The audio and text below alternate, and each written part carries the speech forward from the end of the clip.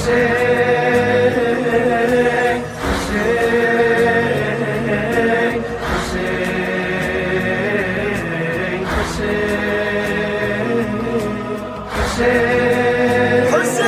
وہ صحیح اور غلط کو تشخیص دے، اپنے راستے کو حاصل کرے۔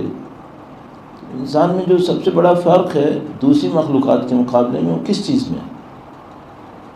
کھاتے پیتے ہم بھی ہیں، جانور بھی۔ بہت ساری طاقتیں ہم انسانوں کی جانوروں سے بہت کم ہیں۔ میں مقرر اس کو عرض کرتا ہوں، دیکھنے کی طاقت جانوروں میں ہم سے بہتر ہے، پرندوں میں ہم سے بہتر ہے۔ سونگھنے کی طاقت نجس جانور میں ہم سے بہتر ہے۔ جسم کی طاقت دوسرے جانوروں میں ہم سے بہتر ہے۔ بھاگنے، دوڑنے، شکار کرنے، سب میں دوسرے جانور ہم سے بہتر ہیں۔ تو اگر ہم نے اپنی زندگی کا مقصد ان میں سے کوئی چیز رکھا ہے تو پھر ہمارا لیول جانوروں پر ہے، پھر ہم اسی جانور کے حساب سے۔ تو اب اگر مثال کے طور پر کسی انسان کی جو بیسٹ آئیڈینٹی ہو وہ یہ ہو کہ یہ بہت مکار ہے، مکاری کے لیے ایک جانور مشہور ہے، اس کا لیول اس جانور کا ہے۔ اگر ایک آدمی کی بیسٹ آئیڈینٹی یہ ہو کہ یہ مثال کے طور پر دوسروں کو دھوکہ دینے میں ماہر ہے، یہ سب جانوروں کی آئیڈینٹیز ہیں۔ اور یہ میں نے عرض کیا کہ بھئی جب ہم یہاں سے جاتے ہیں دنیا سے تو پھر برزخ شروع ہوتی ہے۔ برزخ میں ہماری شکلیں کون سی ہوں گی؟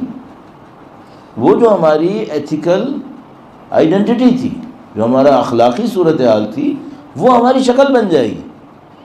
تو مثال کے طور پہ برزخ میں کوئی انسان رہے، یہ بھی کام ہے، اس کو بہت محنت کرنی پڑے گی کہ یہاں سے جو ایگزٹ کر رہا ہے انسان وہ وہاں پر انسان بنے، ورنہ نعوذ باللہ ہمارے پاس روایات کے اندر موجود ہے کہ خدا نہ کرے نعوذ باللہ اگر انسان کی صفتیں اچھی نہیں ہوئی تو وہاں جانوروں کی شکل میں محشور ہوگا۔ اس کے اوپر بہت محنت کی ہے علماء اخلاق نے۔ اور اگر صرف ایک کتاب کا حوالہ دوں تو معراج السعادہ ایک کتاب ہے، اس کا اردو میں بھی ترجمہ ہوا ہے، انگلش میں بھی کچھ اس کے ایکسٹریکٹس پرنٹ ہوئے، عروج السعادہ کے نام سے اردو میں ترجمہ ہوا ہے۔ اس میں بہت محنت کی اس کے اوپر کہ برزخ کی شکلیں انسانوں کی کیسے بنتی ہیں۔ اور یہ جو میں اور آپ بعض علم اخلاق کے ماہروں کو جانتے ہیں کہ وہ انسانوں کی برزخی شکل دیکھ لیا کرتے تھے، وہ اس وجہ سے ہے کہ وہ جو انسان یہ کر سکتا ہو وہ اس دنیا کے لیول کو گزار کر آلریڈی برزخ میں زندگی گزار رہا ہوتا ہے۔ تو بہرحال ابھی اس میں جانا مقصد نہیں ہے، لیکن جو اشارے کے طور پہ عرض ہوا مجھے کہ بھائی انسان کے لیے بہت امپورٹنٹ ہے کہ اس کی لائف کا آبجیکٹو کلیئر ہو۔ آبجیکٹو کلیئر ہوگا تو وہ ہیومینٹی کے اندر اپنی ڈگنیٹی کو آئے گا۔ اگر آبجیکٹو اس کا بہت کوئی لو گریڈ کا ہوا تو پھر وہ ہیومینٹی سے نیچے چلا جائے گا اور خدا نہ کرے نعوذ باللہ جانوروں کی طرف جائے گا۔ درود بھیجے گا محمد و آل محمد پر، صلی علی محمد۔ اب اگر مثال کے طور پر انسان کے سامنے شیطان جیسا ایک دشمن ہے، ایک بہت نیچرل تھا ایک کویسچن ہے، یہ شیطان جو ہم سے دشمنی کر بیٹھا تو اس نے ہم سے انسان ہونے کے ناطے دشمنی کی تھی۔ خداوند تعالی نے فرمایا انی جاعل فی الارض خلیفہ، اور اس نے کہا کہ تم کیسے خلیفہ بنا رہے ہو جبکہ میں تو سپیریئر ہوں۔ تو اس نے ہم سے انسان ہونے کے ناطے دشمنی کی تھی، تو وہ چاہے گا کہ ہم یہاں سے ایگزٹ انسان بن کے کریں؟ کبھی بھی نہیں۔ تو ہمیں کس سمت لے کے جائے گا، کس ڈائریکشن میں لے کے جائے گا؟ ایسی ڈائریکشن میں لے کے جائے گا جہاں ہم ہیومینٹی کی جو ہائر ویلیوز ہیں، جو بڑی قدریں انسانیت کی ہوتی ہیں، ان سب سے محروم ہو جائیں۔ جب ہمارے اندر وہ ڈگنیٹی نہیں ہوگی جو ایک انسان کے اندر ہونی چاہیے تو ہم اس اسٹیٹس سے محروم ہو جائیں گے، ہم اس سے نیچے چلے جائیں گے۔ تو شیطان کا سارا نظام اس کے اوپر بنے گا کہ آپ ان ویلیوز کو اپنے اندر فیل نہ کر سکیں، ویلیوز آپ کے اندر فیل نہ ہوں۔ وہ کون سی ویلیوز ہیں اور ان کو کیسے فیل کرتا ہے انسان، کیسے فیل نہیں کرتا، ایک ذرا سی جھلک میں آپ کی خدمت میں عرض کرتا ہوں۔ درود بھیجے گا محمد و آل محمد، صلی علی محمد محمد وعلی۔ ایک بہت جوان امریکن لڑکی وہ گئی فلسطین، وہاں فلسطین میں فلسطینیوں کے گھروں کو قابض فوج کے بلڈوزرز گھر گرا رہے تھے، تو اس نے ریزسٹ کیا، اس نے کہا کہ بھئی یہ فلسطینیوں کا رائٹ ہے، آپ ان کے گھروں کو ڈیمولش نہیں کریں۔ وہ ان بلڈوزرز کے سامنے کھڑی ہو گئی، صہیونی حکومت کے بلڈوزرز تھے ان کی فوج کے، وہ کھڑی ہو گئی، اس نے ریزسٹ کیا، انہوں نے کیئر نہیں کی اور اس کو کچل دیا وہیں پہ اور وہ ماری گئی۔ امریکہ کی بورن کرسچن لیڈی فلسطین گئی مسلمانوں کے گھروں کو ڈیفینڈ کرنے کے لیے اور اس راستے میں ماری گئی۔ یہ ہیومن ڈگنیٹی نہیں ہے؟ کیوں ہے یہ ڈگنیٹی؟ یہ ڈگنیٹی کیونکہ سیلف لیسنس ہے اس کے اندر، اپنے آپ سے گزر گئی، اس نے اپنی کیئر نہیں کی،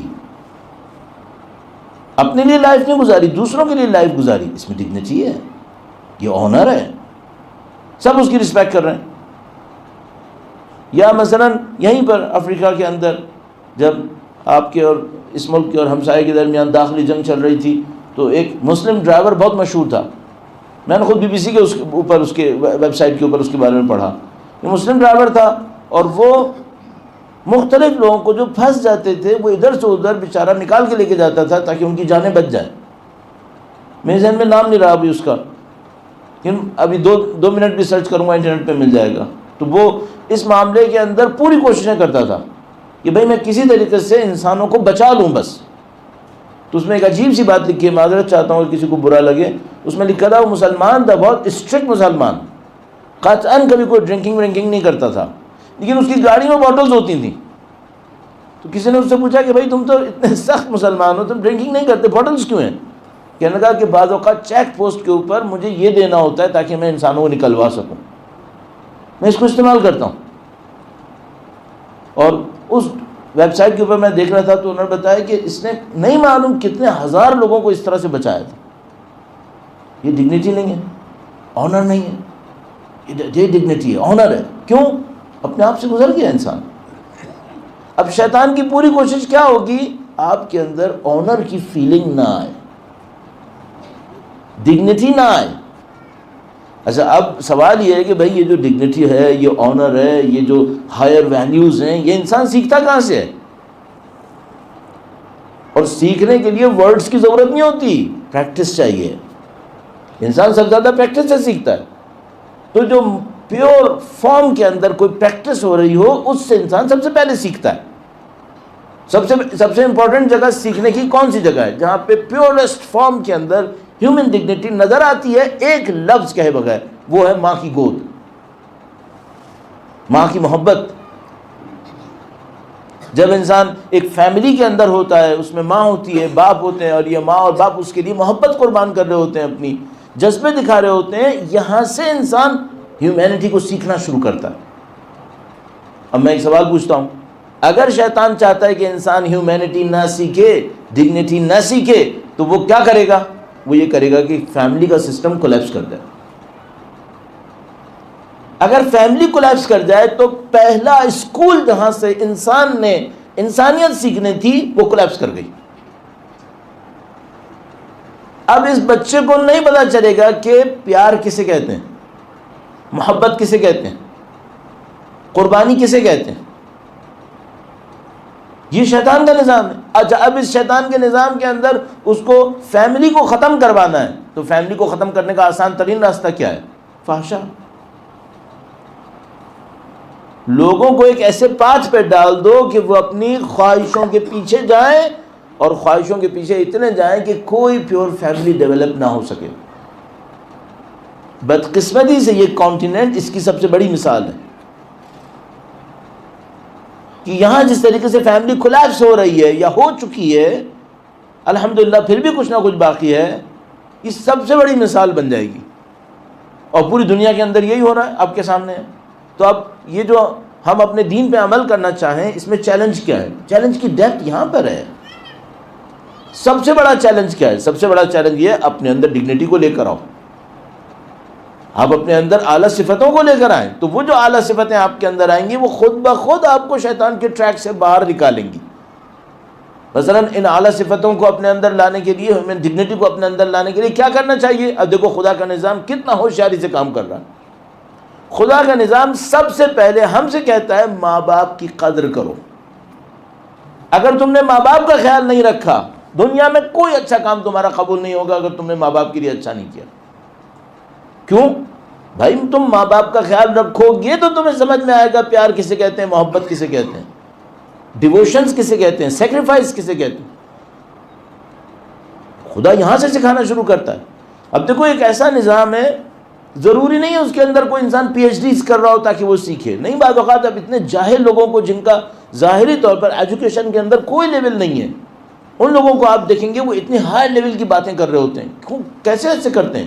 کیونکہ اسلام کے نظام کے اندر سکھانا اس طریقے سے چل رہا ہوتا ہے۔ تو وہ ہم سے کہتا ہے بھائی ماں باپ کا خیال کرو، پھر ہم سے کیا کہتا ہے؟ کہتا ہے اپنے ہمسایوں کا خیال کرو، اپنے ٹیچرز کا خیال کرو، اور وہ آہستہ آہستہ ان صفتوں کو ہمارے اندر بڑھانا چاہتا ہے۔ اب جو میں نے عرض کیا اس کے مقابلے میں شیطان کا ایک نظام ہے، اس نظام کے اندر میں نے کل آپ کی خدمت میں عرض کیا اس کے پاس دو بیسز ہیں، ایک بیس ہے اس کے اندر لالچ اور گریڈ کو بڑھانا، اور دوسری بیس کیا ہے اس کے اندر فیئر کو بڑھانا۔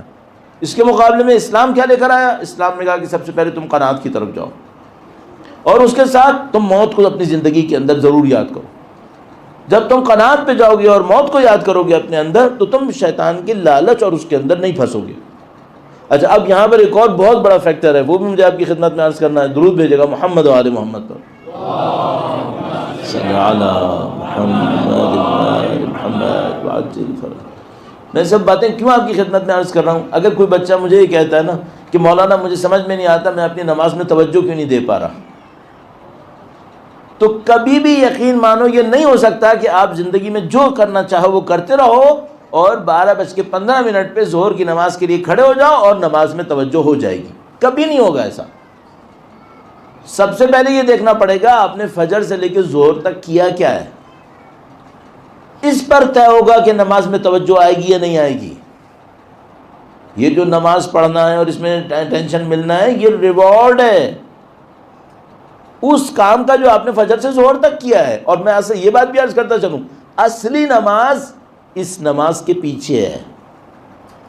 خدا نے کیوں قرآن میں کہا اقیم الصلاۃ، نماز قائم کرو؟ کیوں نہیں کہا کہ نماز پڑھو؟ نماز قائم کرو، قائم کرو۔ بھائی کہاں قائم کروں؟ مسجد کے اندر یا باہر؟ مسجد کے اندر نماز پڑھو اور نماز کی کلچر باہر قائم کرو۔ کلچر باہر قائم ہوگی۔ جب آپ یہ کام کریں گے تو آپ کو اچھی نماز ملے گی، ورنہ اچھی نماز نہیں ملے گی، نعوذ باللہ تعالی۔ اب جناب لالچ، خوف، اور ادھر سے اسلام قناعت اور ذکر موت، اور وہاں سے شیطان کا ایک بہت بڑا حربہ، وہ کیا ہے؟ ایک جملے میں سادہ ترین، سوچنے نہ دو۔ کیوں؟ بھائی سوچے گا تو خدا کی طرف جائے گا نا، سوچے گا تو سمجھے گا کہ شیطان کیا کر رہا ہے میرے ساتھ، اللہ مجھے کہاں لے جانا چاہتا ہے۔ سوچنے نہ دو، سوچنے نہ دو، راستہ کیا ہے؟ بزی رکھو۔ کس چیز میں بزی رکھوں؟ دیکھیے ابھی تو میں فوراً جواب میں آپ سے کہہ دوں گا موبائل میں بزی رکھو۔ کسی بھی بندے کو تھوڑی سی دیر کے لیے اکیلا بٹھا دو، فوری کام کیا کرے گا؟ فوراً موبائل نکالے گا۔ 5 منٹ تو بہت دور کی بات ہے، لفٹ میں بیٹھے گا، 2nd فلور پہ اترنا ہے، موبائل نکالے گا۔ سب یہی کر رہے ہیں، کیوں؟ خالی نہیں ہے۔ اچھا چلو یہ جواب صحیح جواب نہیں ہے، میں آپ کو بتاؤں یہ جواب صحیح جواب نہیں ہے۔ شیطان آج یہ کر رہا ہے، اچھا 50 سال پہلے کیا کر رہا تھا؟ موبائل تو تھا نہیں اس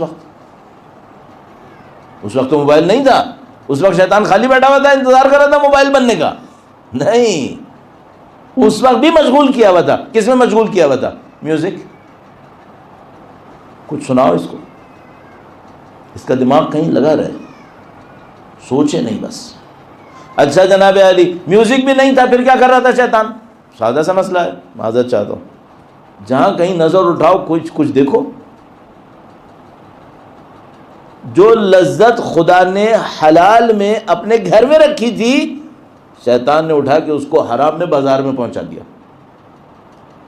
دکان میں پہنچا دیا۔ اب خدا نے چاہا تھا کہ اپنی نظروں کو کنٹرول کرے، اس لذت پرستی میں 24 گھنٹے نہ گزر جائیں، اس میں کم وقت گزرے آپ کا۔ شیطان نے کہا یہ ڈور اوپن کرو اور 24/7 اسی کے اندر لگ جاؤ۔ کیوں؟ سوچنے نہ دو، اسے سوچنے نہ دو۔ اب میں آپ کی خدمت میں عرض کروں گا، یہ شیطان کا نظام ہو گیا۔ سوچے گا تو کیا ہوگا؟ سوچے گا تو یہ سوچے گا نا کہ میں کیوں خلق ہوا، سوچنے ہی نہ دو۔